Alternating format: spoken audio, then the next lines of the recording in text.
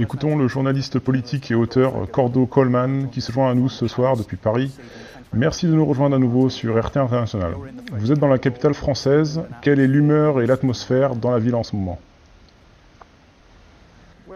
On nous dit qu'il y a un climat de guerre et d'état d'urgence.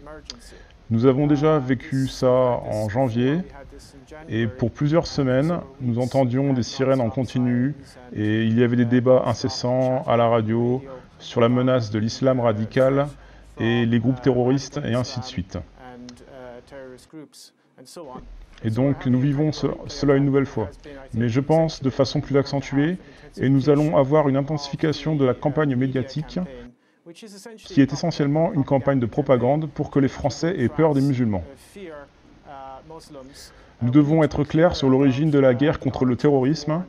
La guerre contre le terrorisme est, je cite, « orchestrée depuis l'étranger ». Ce sont les mots utilisés par François Hollande pour décrire les attaques terroristes.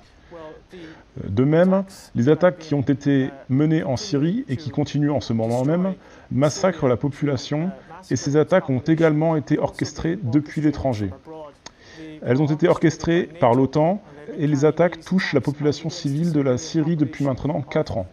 C'est donc une campagne terroriste qui a également été orchestrée depuis l'étranger. Les personnes en Europe doivent comprendre qu'il y a une guerre qui est en train de devenir mondiale et qui est menée contre les populations civiles en particulier. C'est une forme de nouvel impérialisme, de nouveau colonialisme qui vise à diviser et conquérir la population européenne, celle du Moyen-Orient, celle de l'Afrique et celle du monde entier, afin de les faire se soumettre à une dirigeance mondiale qui ne sert bien évidemment pas les intérêts de la plupart des gens de ces planètes, mais cela sert les intérêts d'une infime minorité qui est l'élite dirigeante et qui est une élite particulièrement tyrannique.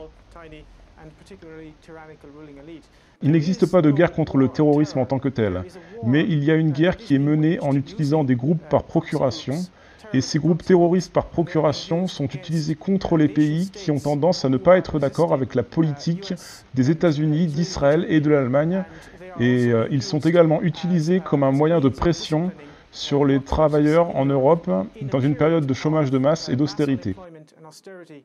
Vous avez maintenant une attaque terroriste commise par des terroristes qui ont été financés et formés par les agences de renseignement occidentales. L'État islamique en tant que tel n'existe pas, c'est une création des États-Unis, nous savons cela de sources officielles provenant de l'armée américaine.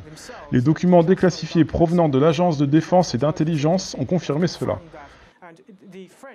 Les Français, ou plutôt le gouvernement français, est désormais en train de justifier et d'augmenter les interventions militaires en Syrie, et ce qu'ils veulent faire, c'est entrer dans la partie, alors que la partie est presque déjà terminée. Les Russes ont déjà détruit une grande partie de l'État islamique, et vous avez maintenant des militants de l'État islamique qui viennent en Europe, déguisés en tant que réfugiés, et cela va déstabiliser l'Europe centrale, et le gouvernement français veut participer à tout ce qui se passe en Syrie et soutenir les soi-disant rebelles modérés. Mais il n'y a évidemment pas de rebelles modérés là-bas en Syrie. Il n'y a que Al-Qaïda et les militants de l'État islamique, qui sont des terroristes qui massacrent les habitants et qui sont en train de créer le chaos complet et un génocide dans toute la région. Et cela ne sert pas le peuple syrien, ni personne d'autre que les élites occidentales, les grandes entreprises et les intérêts géopolitiques. Qu'est-ce que la France va faire à partir de maintenant, à la lumière de l'attaque terroriste de ce vendredi, mais aussi des 10 mois passés depuis Charlie Hebdo? Cela ne va pas faciliter les choses sur ce qui se passe, n'est-ce pas? Non, eh bien, regardez, cela dépendra beaucoup de la façon dont le peuple français va réagir. Nous sommes actuellement submergés par la campagne propagande médiatique. C'est un débat incessant où l'on nous dit de ne pas sortir dans la rue, nous sommes censés avoir peur, rester silencieux, etc. Je pense qu'il va y avoir une campagne contre les dissidents en France. Les élites sont très préoccupées par les nouveaux médias qui ont émergé au cours des dernières années et ils sont très inquiets des médias alternatifs. Et nous avons commencé à voir ça suite aux attaques de janvier. Vous verrez un amalgame entre le terrorisme et les dissidents. Un des outils que les médias classiques utilisent pour discréditer tout type de questions rationnelles sur l'ordre établi et toute question sur la guerre contre le terrorisme, c'est de qualifier tous ceux qui remettent en cause la guerre contre le terrorisme en tant que personnes soutenant les théories du complot. Je pense que nous allons voir une vague de répression contre ce qu'on appelle les théoriciens du complot, ainsi que contre les sites internet qui publient des analyses rationnelles et honnêtes sur ce qui se passe. Et donc nous allons voir une sorte de terroriste intellectuel qui est déjà à un niveau très élevé en France actuellement. On en est arrivé à un point où vous avez des professeurs d'université qui ont reçu des pressions, il y a des enseignants qui ont été suspendus pour avoir laissé entendre qu'il pourrait y avoir un lien entre l'impérialisme français et le terrorisme.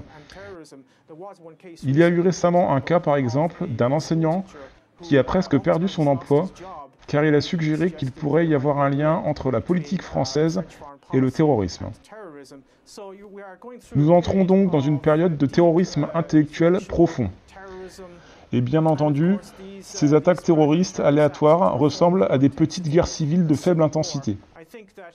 Je pense que la crise actuelle des réfugiés, qui est vraiment une forme d'immigration voulue, car on aurait facilement pu l'éviter, cette forme d'immigration voulue va faire empirer les choses et cela va créer des conflits et des conditions idéales pour une guerre civile. C'est une conséquence évidente de la mondialisation, du capitalisme financier, c'est principalement ce vers quoi cela mène. Cela mène vers un effondrement de la société, et la seule façon dont ils peuvent faire en sorte de maintenir le contrôle sur les gens, c'est en utilisant une politique de division et de conquête. Et donc nous risquons de voir se développer des groupes de personnes qui pourraient suivre les doctrines de l'islam wahhabite. Et cette mouvance extrême est propagée par les amis des élites français. Les Saoudiens et les Qataris sont en train de développer une sorte de mouvement wahhabite. Cela pourrait pousser les jeunes vers un extrémiste religieux et il pourrait ensuite être utilisé comme des pions dans d'autres conflits géopolitiques, des conflits par procuration contre la Russie, contre l'Iran et contre le Moyen-Orient par exemple. Cela va créer une énorme agitation sociale, va diviser la population active les uns contre les autres, et les seules personnes qui vont bénéficier de tout cela sont le complexe militaro-industriel, les médias et les services secrets. Donc quand on regarde à tout cela, je ne sais pas exactement qui a commis ces attaques et ces atrocités, mais les vraies personnes qui sont responsables, que ce soit directement ou indirectement, consciemment ou inconsciemment, c'est le gouvernement français parce qu'ils ont été complices dans le terrorisme au Moyen-Orient et dans toute l'Afrique, et nous devons de comprendre cela, et si nous ne comprenons pas cela, cela va continuer, et nous allons nous retrouver dans la situation où nous serons sous loi militaire, une loi martiale, donc nous devrons bien analyser et comprendre tout cela. Peut-on analyser la question des migrants et des réfugiés, car l'un des terroristes semble avoir été un citoyen français, et un autre est un migrant récemment arrivé dans le pays. Que pensez-vous que cela puisse affecter à la politique de la France face à la crise des migrants ? Je pense qu'il y a suffisamment de preuves pour suggérer très fortement que la crise actuelle, c'est-à-dire la crise des migrants, est quelque chose qui est en train de se produire actuellement et qu'il y a différentes vagues. Vous avez différentes vagues qui vont à partir de la Libye, d'autres venant de la Syrie jusqu'aux Balkans, mais la crise actuelle des réfugiés est ce que j'appelle une crise de l'immigration planifiée et voulue. C'est un terme utilisé par Kelly Greenhill, qui a écrit un livre intéressant sur le sujet, dans lequel elle montre que l'immigration peut être utilisée par un pays comme un outil pour déstabiliser un autre pays. Dans ce cas, c'est clairement utilisé par les États-Unis et la Turquie pour déstabiliser les Balkans, l'Europe centrale, la Hongrie et évidemment l'Allemagne. Et les raisons sont essentiellement géopolitiques. Cela remonte au classique de la géopolitique, qui est la théorie habituelle de la division du monde. C'est-à-dire, vous divisez la péninsule arabique de la mer Baltique à la mer Noire. Vous créez un espace intermédiaire pour empêcher l'union entre l'Allemagne et la Russie. C'est pourquoi l'Allemagne est en train d'être envahie par des gens qui sont eux-mêmes victimes de la mondialisation. Ils sont maintenant instrumentalisés et utilisés comme des armes de la mondialisation. Et ceci est l'une des nouvelles stratégies clés de l'impérialisme américain. Vous utilisez les conséquences de la mondialisation et vous les réutilisez en tant qu'outil pour poursuivre la mondialisation. Et je pense qu'il n'y a pas de réelle politique en Europe pour contrôler l'immigration et tout ce qui y ressemble. Je pense que la question clé ici n'est pas de contrôler l'immigration, mais c'est d'arrêter cette déstabilisation politique de l'Europe, et certains pays essayent de le faire. La Hongrie tente de le faire, la Bulgarie tente à un certain niveau de le faire, en d'autres termes, d'essayer de savoir qui est réellement un réfugié et qui ne l'est pas. Ils donnent la priorité aux femmes et aux enfants, par exemple, en Hongrie, ce qui est une approche rationnelle.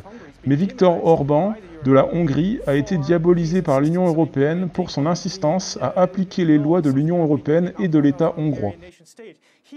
Ici, nous sommes dans une situation où le gouvernement français est totalement sous les ordres de l'Amérique. C'est un pays qui a été entièrement dominé par l'impérialisme américain, et c'est le cas également pour l'Allemagne. Et la France n'a pas vraiment de politique étrangère, si ce n'est de faire ce que Washington dit de faire. D'accord, c'est toujours intéressant d'avoir eu votre point de vue et vos commentaires. Merci de nous avoir rejoints depuis Paris ce samedi soir.